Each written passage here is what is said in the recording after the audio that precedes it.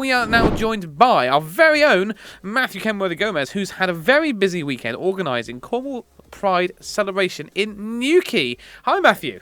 Good afternoon. Hi, Pudge. Hi, Ross. How are you doing? Oh, it's fantastic. I'm back in the studio. This is very weird. It's great, isn't it? Yeah, it's fantastic. Lovely to have you on the show, mate. It's lovely to see you. Have you had a chance to recover yet? The voice is still a little bit husky, so probably not. There's a lot of wash-up elements to do and support elements with our incredible volunteers that have put on Cornwall Pride 2021 just this bank holiday weekend, and it was incredible. Did everyone have a good weekend? I think that's the best thing to ask first, isn't it? It wasn't just a good weekend, it enabled people to feel safe. For the first time, we've had people come across to us to say that for the first time in 2 years or longer, they haven't felt alone. And if that's one piece of feedback from one person, then that's exactly why Cornwall Pride has been able to do what it did over this weekend. That's perfect. Brilliant. And obviously we've seen a few photos shared around online. It does look like it was an amazing weekend. Can you tell us, Matthew, obviously Pride is so important for the community. Can you tell us a little bit about why you think an event like this matters so much? For it being an event to connect the LGBTQ+ community, there's very little here in Cornwall for like-minded people within our community to be able to connect face to face, and especially over the last 18 months where we haven't been able to do that within all of our communities. It's been vital. It's been extraordinary, the response that we've had from the community, and it's open to all. And what we do is we stand in solidarity with all marginalised groups and the social challenges that we're facing today, bringing those challenges face to face with the people that are asking to see it and help with it. Absolutely fantastic. Now, I'm happy to say we've got some highlights here, I believe, from the Cultural Pride part of the weekend. So let's take a look at this. Obviously, it's a massive privilege for Pride to be back here in Newquay after a year of absence. Pride's been here in Newquay for 5 years now, I think, and we welcomed Pride here with open arms. They said it couldn't be done. They said it shouldn't be done in Newquay for a number of reasons, and it should stay in Truro. But I absolutely think that Pride has grown and grown and grown every year it's been here in Newquay. It's now a 3-day event, 3 times bigger than it was when it first came to Newquay 5 years ago. And the team here have done an amazing job, particularly Matthew, and he's very modest about it, but I know the long hours that he's been working over the last few weeks and months, in fact. So it's an absolute privilege for Pride to be back here again in Newquay. Have a great time, have a great weekend. Please stay safe. Get vaccinated. If you're not vaccinated, there's a vaccination hub at the top of the site, and just enjoy yourself and have a great weekend.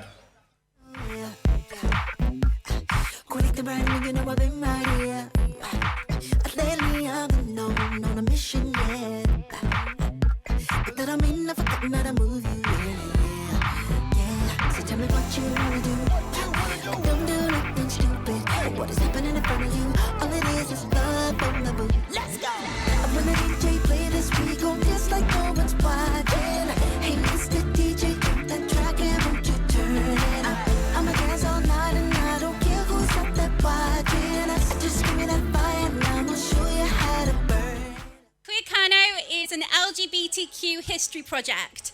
I'm a historian, and I was looking into history, and I noticed that most LGBT history focused on what was happening in London, in Manchester, in the big cities, and I was like, that's not okay. There is some LGBT history in Cornwall, and I will find it. And that is what me and my best friend Nikki set out to do a year ago today. In September. So we spent the last year researching, working with museums, galleries, archives throughout Cornwall with the support of the amazing Cornwall Museums Partnership, who gave us access to loads of museums. And we looked through the history and the archives and the collections, and yeah, we are there. Our history is here. the LGBT history is not just for big cities, it's for rural places, it's for, the very tip of Land's End, it's for the big wide open fields. It's not just Stonewall and London, it's everywhere. We are everywhere, and our history is valid. So if you would like to know more about LGBT history in Cornwall, come and see us. We have a tent over there. We've just published, today is the publishing day of our LGBT Cornish history zine. It's called The Olden Gaze because we love a pun. So if you'd like to learn more about LGBT Cornish history, please come and say hi. Our history is rich, our history is varied. There's so much there for everybody, and I really hope that by learning about LGBT Cornish history, you can see that queer history is Cornish history. Australis oth you man vro, ten you men, hal you men, Australis oth pencorna dro, Australis oth thitheni. Hal you men, we've honours plan, ten you men, hal you men, clue o hand, Australis oth itheni. Delgurthen be in mitten Clare, ten you men, hal you men, e to Thurbin o Nancy Blair, Australis oth itheni. Hal you men, we've honours plan, ten you men, clue o hand, Australis oth itheni. Maen dragon ev war o breeze, ten you men, adrift with Nancy Blair gazeeth, Australis oth itheni. Hal you men, we've honours plan, ten you men, clue o hand, Australis oth itheni. And draw then Corngworth with Gazloo, ten you men, three thu fin of balls in food, Australis oth itheni. Hal you men, we've honours plan, ten you men, clue o hand, Australis oth itheni.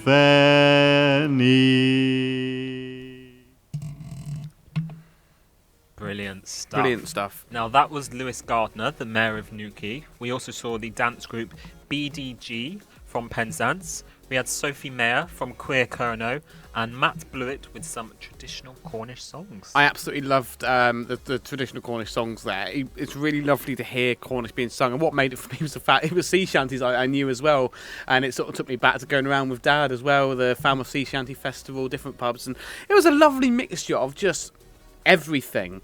And something that I picked up on while we were there, Matthew, was there was a lot of families there, like full families that were just really enjoying the event, like from mum, dad, granddad, all the way down to little kids.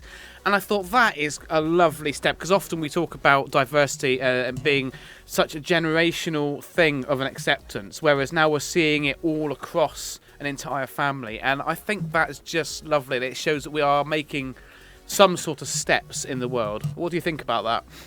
Pudge, I'm glad you Ross and Pudge introduced that, because I don't know whether you'd seen any of my face then, because it was very difficult to keep the tears away. Bless. Because it's just incredible to see all of that back with all those incredible people sharing their stories, sharing their passions, and being able to celebrate queers, the LGBTQ plus community here in Cornwall, and Pudge, exactly what you're saying, that we're everywhere, and to be able to introduce, to talk, to educate, to highlight all of our communities together, and families to be able to, from the really young to the much older, to be able to celebrate, stand with us, and be open to these conversations. It's just absolutely incredible. Brilliant. And obviously it's great that we can have these big public events again now. It's something throughout the whole pandemic, it's what we've all talked about. We've missed getting out and about and going to events. Obviously, Matthew, a lot of people will want to know about what sort of COVID safety measures or restrictions were in place at the event. Can you tell us a little bit about what steps were taken there? So really, our steps were led through publicity, through our communications around the respect for others, and the respect for yourself as well, because it's your COVID responsibility, and that goes for not just public events. That goes for when you go to the cinema, when you go to the pub, when you go to the shop, on your day-to-day, everyday being. It's your responsibility for understanding your COVID status, and also for not only for yourself, but again to respect the others around you. And that was really our directive when we delivered Cornwall Pride and our comms through public health. And we said, look, there are no restrictions, but if it's busy, please do wear a mask if you're comfortable to do so. And please make sure you're socially distanced. And we did put a massive shout to say that you do need to be tested before you arrive. The other piece with that is, of course, we did ask people that arrived at the site, spot checking, kind of making sure that people were happy to come through. And it's a public area as well, so we did have people just walk through the area down to the beach. It's lovely to see how much you've done, considering, like you said, it's a public area. You can't really force people out, but you've really tried your best to maintain that sort of awareness and help people be aware themselves, and like you said, sort of look inwards on themselves and think if they're doing enough to test beforehand and that kind of thing. And I think that's kind of the stage we are at now. We need to be able to trust each other, but also trust each other to help each other, in almost reminding ourselves that we have a normality, but it's still there and lingering. We've still got to keep thinking about it. Moving on to the length, actually, of the show. So Cornwall Pride extending its usual 1 day to a massive 3.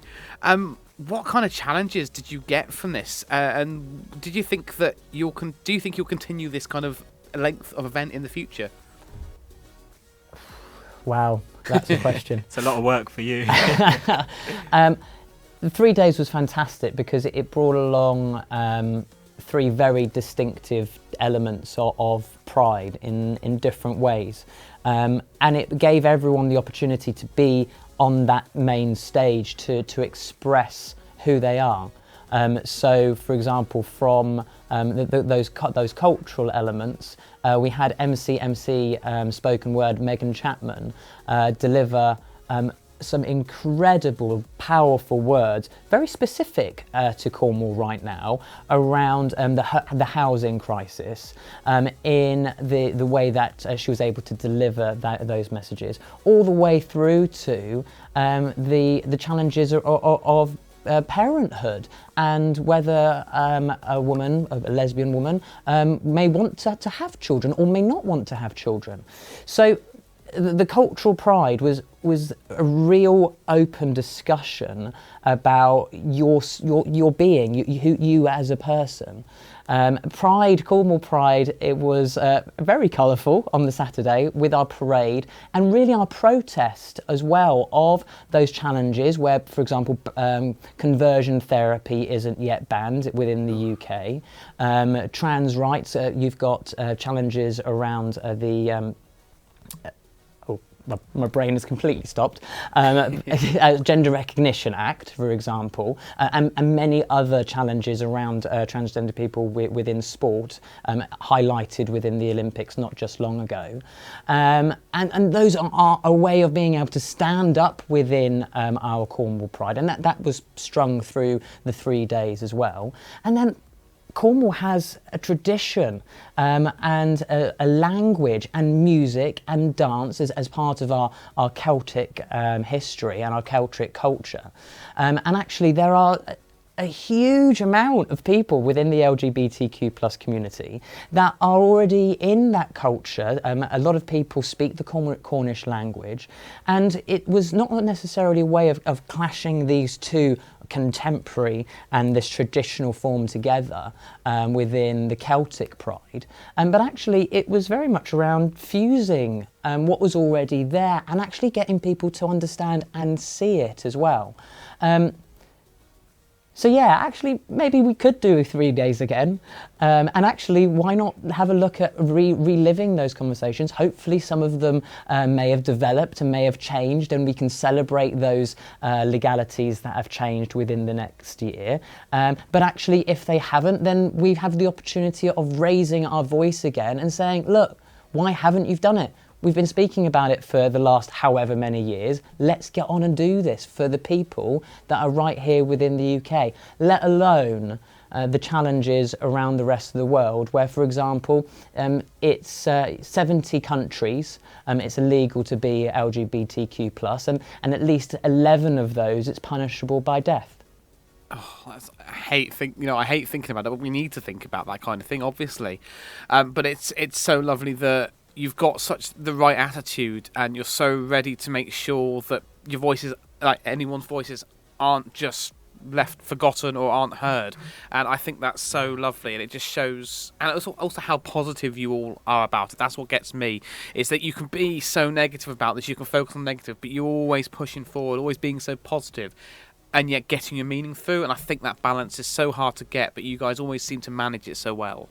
It's just Cornish voices as well. It's given the chance for local people to actually stand up and speak up and say, actually, this is how I feel, or this is what I want to educate people about. So, yeah, I think the best way for us, you've obviously mentioned all the different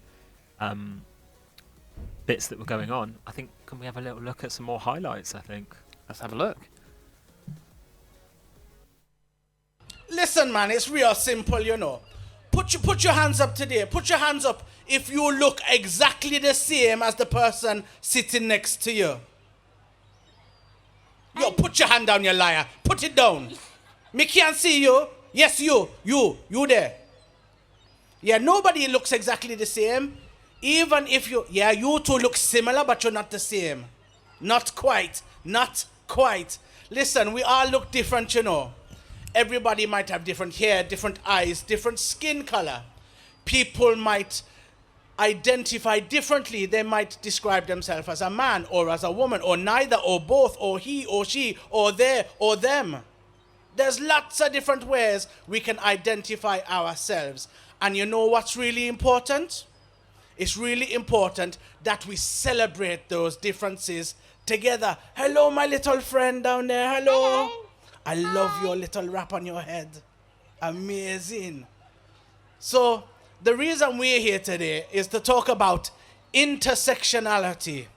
Now, it's a very long word. It's a very long word indeed. Intersectionality. And basically, it means that doesn't matter who you are, how you dress, what you look like, where you live, whether you are abled or less abled, whether you come from a different part of the world. It means that every single person is equal and should be treated equally, and we should celebrate them differences together in a safe way. Would you agree? Yes. Well, it doesn't sound like it. No. Hello? Is anyone actually there? I can't. No, they're not very loud. They're very quiet, aren't they? I think you should ask them again. Would you agree? All right, that's better, man. Love who you want to love, be who you want to be. The two most important phrases you will learn today, I can tell you. What's it been like with the transition from what is an exceptionally queer space in Manchester, with the social areas, the youth groups, the nightclubs, the bars, the cafes, and sober spaces as well, sober cafes and such. What's it like coming from there to Cornwall? Well, it's a weird one, really, because like when we came down here, before we came down, everyone was like going, there's just nothing queer down here. There's no LGBTQ plus people down here. Nothing going on. And from the outside, it does look a bit like that. Like obviously in Manchester, you can't walk down the street without seeing like a gay bar, a queer space, and in Cornwall, there's none of that. And it's it's something that needs to change, because there is actually loads of queer people here, and if you like dig a little bit deeper, there's like loads of stuff that's going on as well, like I've been fortunate to work with the Intercom Trust via the work I'm doing with Newland Art Gallery. And the work that they're doing in schools is amazing. Like, you don't get any of that work as far as I've seen in Manchester. It's like a first, these kind of queer lunchtime, groups in schools for the kids. And it's there's like pioneering work going on here. Yeah, so there's lots going on, but it's not visible. Yeah. And that's what I'd like to be able to do. I'd like to bring, and I think it's so important to be visible. And so, like, the work I've been doing with Newland Art Gallery and this exhibition that opens in October the 23rd, Newland Art Gallery, scene exhibition. Be there. It's on from October the 23rd till January the 8th. There's going to be loads of events going on. We're going to have queer film nights. It's going to be a queer space for Cornwall during that time. Our community is diverse. No doubt about it. Together, we are actually better as one. Yes, we have lots of different flags. And if you think about labelling, I'm seeing an 8-striped San Francisco flag over there on somebody's back. If we think about labelling and what they call labelling theory, we all want to belong to one big family. And we do belong to one big family. But in theory, we belong to smaller, separate families. I'm bisexual, so are there any bisexuals in the crowd? Well, I heard somebody go, oh yeah, do a bit louder. Oh yeah! was that hell yeah I just heard as well? As an out and proud bisexual, quite often in a heteronormative relationship, I quite often have my own sexuality maligned, ignored. Maybe I'm not lesbian enough. Maybe I'm not heterosexual enough. And that kind of goes from my heritage as well. So round about 60% of black people experience racism from within our own community, me included. It can be the question, where are you from? Followed by the question, where are you really from? And like that person over there, Marcus is going, yeah, do you get that too? Yeah, where are you from? And you go, Oxford, which is why I asked, and that person guessed amazingly. And then you get, where are you really from? And then I have to answer again, Oxford. I was born in Oxford. I was raised in Oxford. I raised my children in Oxford. But still I have to go through what we call microaggressions. That was great. Black Voices, Cornwall along with Peanut Puppets, Sharp from Dakota, and Zaina Ratti telling us about their experiences. Absolutely fantastic. It was that Zaina at the end, I'm assuming, I absolutely loved her. She was brilliant. I love how, it almost, not too much in your face, but enough. There was almost a little bit of comedy with it. Like, she knew very much how to talk about it, so you got a little bit of a giggle to get the positivity, but not lose the very strong story and anecdotes of and the point that she was trying to make. It was the perfect balance. Very much my type of person. I like that. Well, Pudge, interestingly, it's her lived experience. It's her story, and that's I think the most important part of what we created over the Cultural Pride, Cornwall Pride, and Celtic Pride, is the ability of people being their authentic self. We all have our stories. We all got our own challenges, and having an ability of being able to share those enables other people to reflect, understand, open their own conversation, and move forward as well. So it's just really very, very important. Zaina, interestingly, was the only person that travelled down to be on the stage. Every other person that had performed or was on the stage of Cornwall Pride were all local. Wow. I mean, it shows a couple of things there, doesn't it? Number one, it matters so much to some people. It will matter to a lot of people because we're right down here in the bottom of the country that they're willing to travel. But also, number two, how many people there are so close to home that really need this event to happen, to really need to have their voices heard, and you're giving them that platform to be able to do that, and also helping empower them and being there with them. It's, it works so well for everyone that it needs to work for. Yeah, and I think the beauty of an event like this is that you had such a diverse and inclusive range of different speakers. And obviously, Matthew, you were a busy man arranging and sorting all of this. On the day there, were there any particular speakers that really stood out to you? I think actually, and he's going to hate me for saying this, because I don't think he realises how much I personally think of him, and the challenges that he faces on a day-to-day basis. Was Alex Gibbon. I'm not going to repeat their comedy name on Chaos, because it is a little bit out there, and the content was very much out there.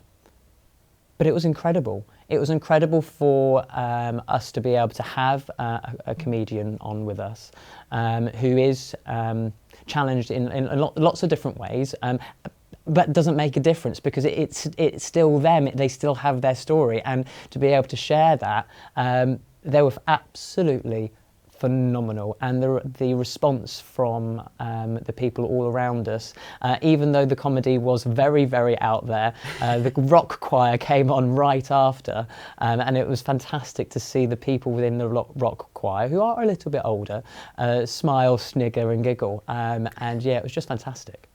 I love that. I mean, you did have such a range of talent up there. We all know how much talent there is in this county alone. Could you tell us a little bit more about other acts that we had on the Pride stage over the weekend?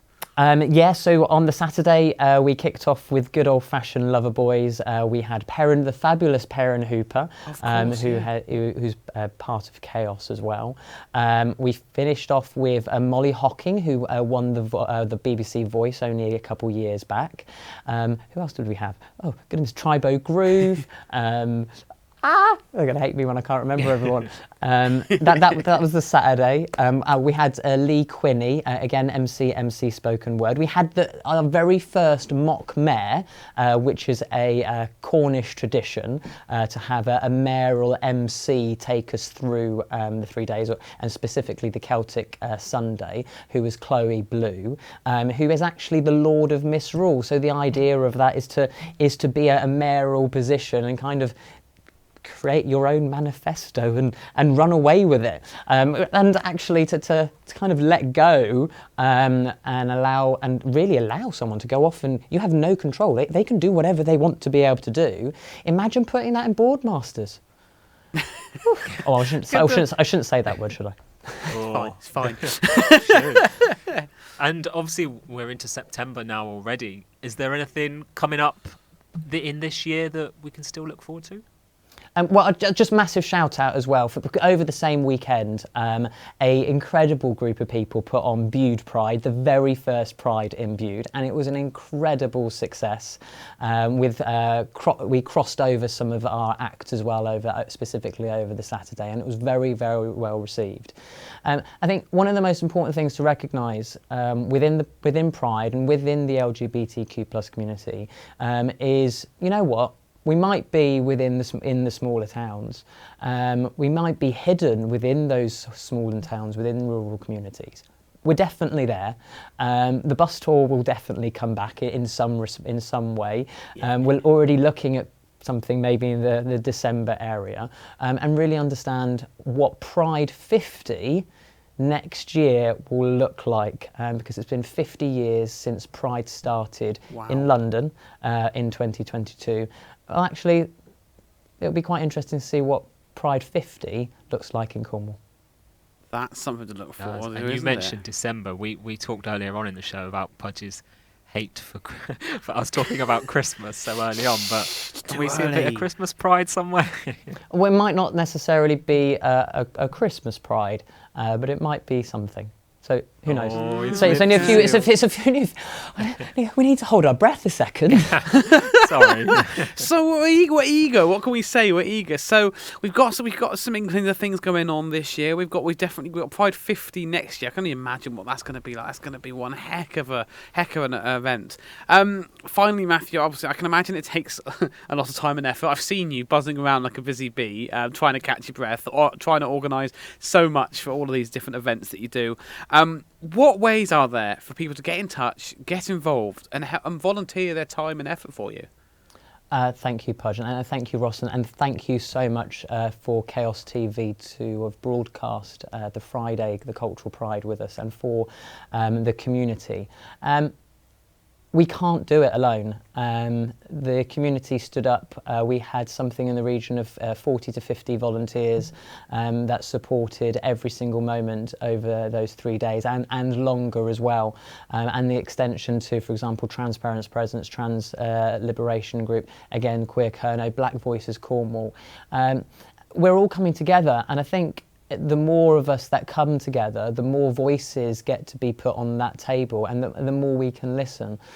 So please do get in contact directly to Cornwall Pride's Facebook or our Instagram or our Twitter, or directly email us at, I don't want to say at because that's just really confusing, but to info@cornwallpride.org.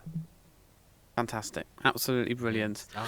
Matthew, thank you so much for coming on the show and discussing this with us. Also, thank you very much for having us there. It was lovely to be at the event and see it all working and just watching the acts on stage in between, obviously doing what we did with Chaos. It was absolutely great. We loved it. I know I want to go to whatever's going on next, because it's just such a lovely place to go, full of love. Everyone's just so accepting, and honestly, it just feels like what the world should be like, really. Just in my opinion, that is, of course. But yeah, absolutely brilliant. Thank you so much, Matthew. Pudge, just quickly. Yeah. One of the things that we kind of forgot within the conversations, really, was understanding that the kind of Cornwall Pride's values, and we said it a lot over the 3 days, which is love who you want to love and be who you want to be. And sometimes flippantly, myself and maybe someone or around may say, oh, actually, that's just a statement. It's quite interesting to be reminded that it's not just a statement. It's allowing people to feel free to literally do those exact things. Absolutely. I remember that being repeated a few times down there, and every time it's such a powerful, isn't it? Yeah. A real powerful, and it covers so much that you can't really, I don't know, it almost can't really be argued either, and it's so positive and so warming. And just a great weekend all round. Just great, yeah. Matthew, so much. I think we could talk about this for a lot longer, to be honest with you, but we've got to end it somewhere. So thank you very much. I'm sure we'll be chatting about another Pride event very soon, hopefully anyway. Thank you, Pudge and Ross. Thank you very much. Brilliant stuff there. Be sure to visit, guys, at cornwallpride.org for more information and to support the amazing people over there at Cornwall Pride. It really was a great weekend. Get involved, isn't it? Yeah. Like Matthew said, volunteers are so important to the running of these events, and yeah, without that, it's so important.